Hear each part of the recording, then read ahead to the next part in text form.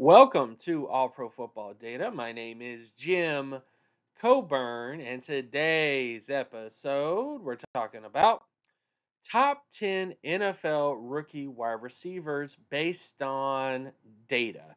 So, in today's episode, we will be looking at who the best rookie wide receivers are based on data. This is not a traditional list that just looks at overall receiving yardage, but is a holistic approach that looks at which wide receivers contributed the most to wins.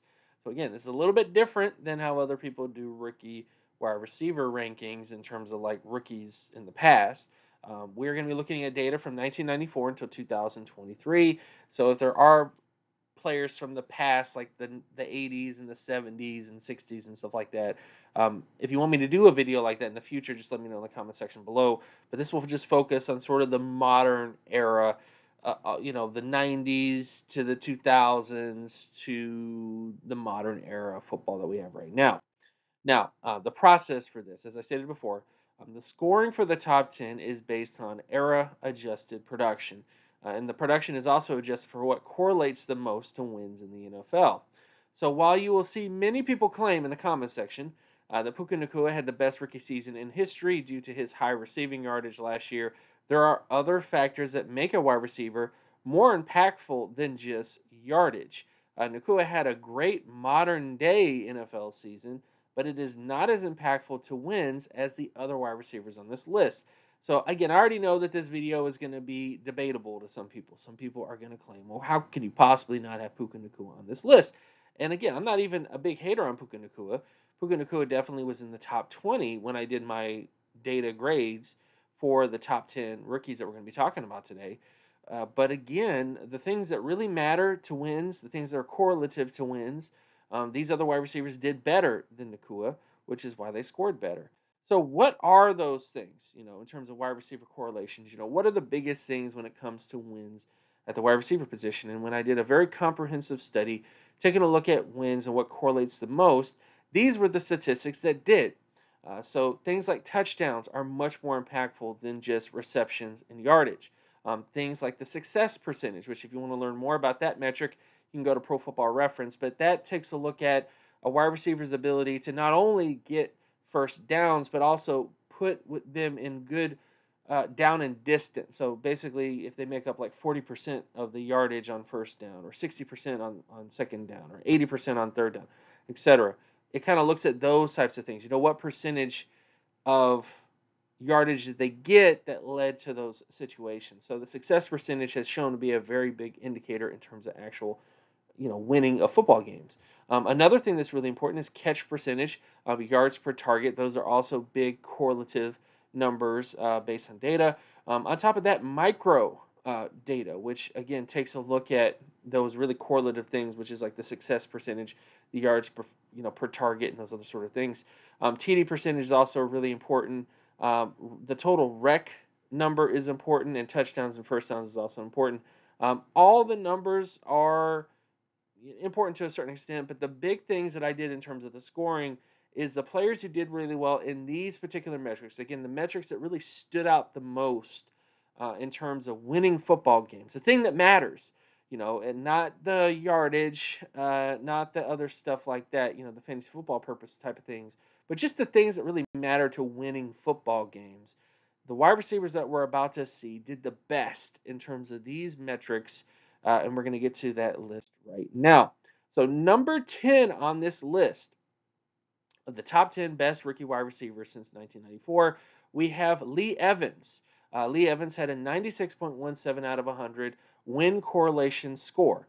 Lee Evans did not have elite production overall. So, again, when you look at his stats in terms of like yardage and stuff like that. It wasn't like he led the NFL in yardage as a rookie, but his efficiency and his ability to score touchdowns made him into one of the most impactful rookie wide receivers in 2004. He went on to become one of the better wide receivers in the NFL in the early 2000s, but he didn't quite reach the heights that he had as a rookie. So again, Lee Evans, solid rookie season, great all around. When you look at his data here, just a plethora of really important and insightful things. And the only thing that really lowered him on this ranking was his macro data. Macro data essentially takes a look at his overall production as a wide receiver in terms of, receptions, yardage, those kinds of things. But the things that mattered to wins are the things that he excelled at. And that's what made him number 10 on this list. Then we get to number 9 on this list, which is A.J. Brown. I don't know if you guys remember this. You might be too young. It depends. But he, of course, was a Tennessee Titan.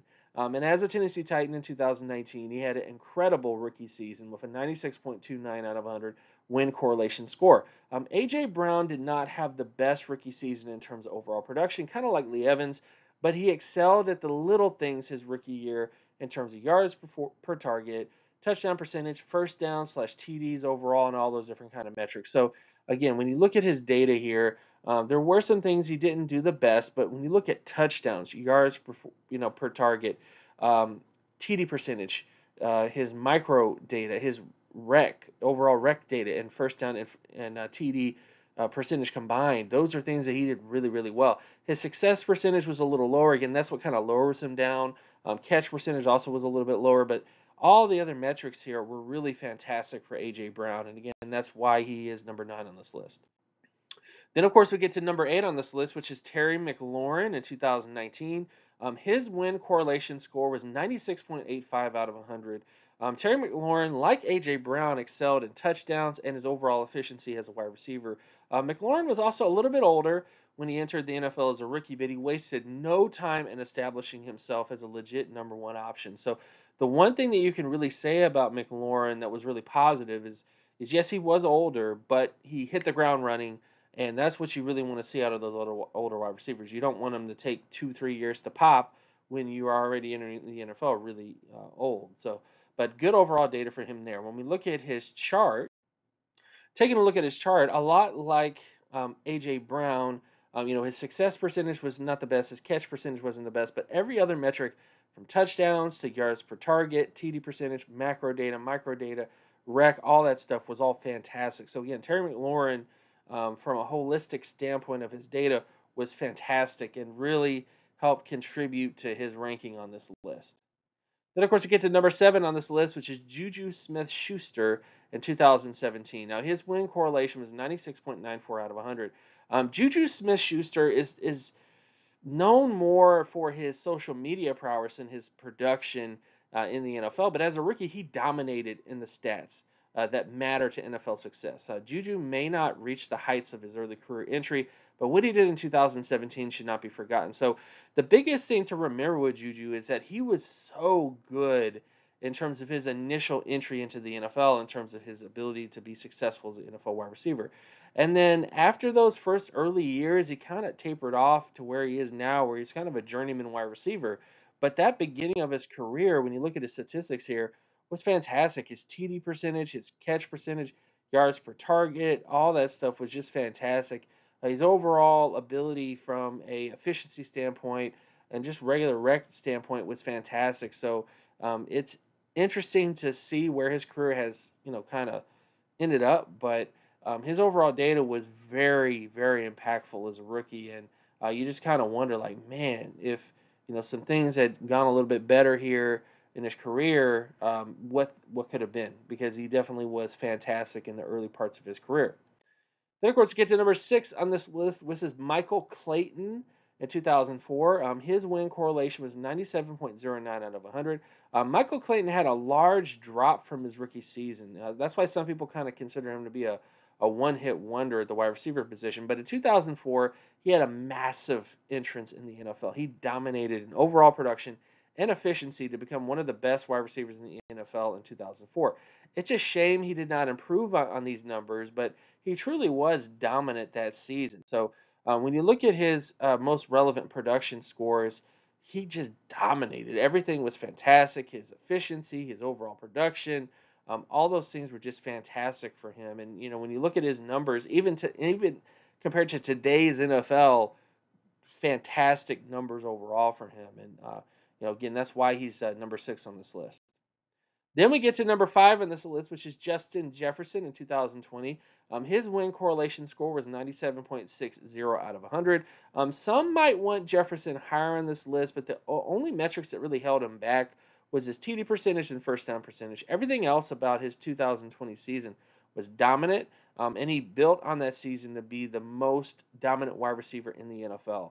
So it wasn't just how you start, it's how you finish. And Justin Jefferson has been consistently a top 5 to 10 wide receiver in his career up to this point in terms of win correlation. So it's not surprising he got the contract that he did because he's been very successful. And yes, he did have a fantastic rookie season, but there were other wide receivers on this list that did better than Justin Jefferson based on data. And we look at Justin Jefferson's statistics again. The biggest thing that were kind of lower, his first down, his TD percentage, his touchdown slash first down data was a little bit lower, but everything else from his overall macro production and his efficiency were all fantastic numbers. And again, that's why he is where he's at right now on this list. Then we get to number 4, which is Jamar Chase in 2021. His win correlation score was 98.09 out of 100. Jamar Chase had a massive start to his career, but his efficiency was not elite just yet. He parlayed this season into becoming one of the best wide receivers in the NFL, a lot like Justin Jefferson, and is still considered to be a top 5 wide receiver in today's game. He'd still be considered top 5. When you look at his correlation data, again, the biggest thing that he kind of struggled with a little bit was his success percentage and his catch percentage. But everything else from touchdowns to yards per target, TD percentage, macro data, micro data, all that stuff was just fantastic. So again, there was a couple things that you might maybe need to improve on a little bit in terms of his efficiency, but everything else was just fantastic. And again, that's why he is so high on this list as a rookie. Then, of course, we get to number 3 on this list, and this is Marquise Colston in 2006 out of the New Orleans Saints. Colston had a 98.33 wide receiver correlation score. Colston is an oldie but a goodie because he was a 7th-round draft pick who became one of the best wide receivers in the NFL. In many ways, he's kind of like the Brock Purdy of NFL wide receivers, but he's often ignored despite his elite production numbers. Everyone chalked Colston up as a system wide receiver, but the production he put up as a rookie and his career cannot be denied. So I know there's a lot of people out there that, Colston just didn't get any love.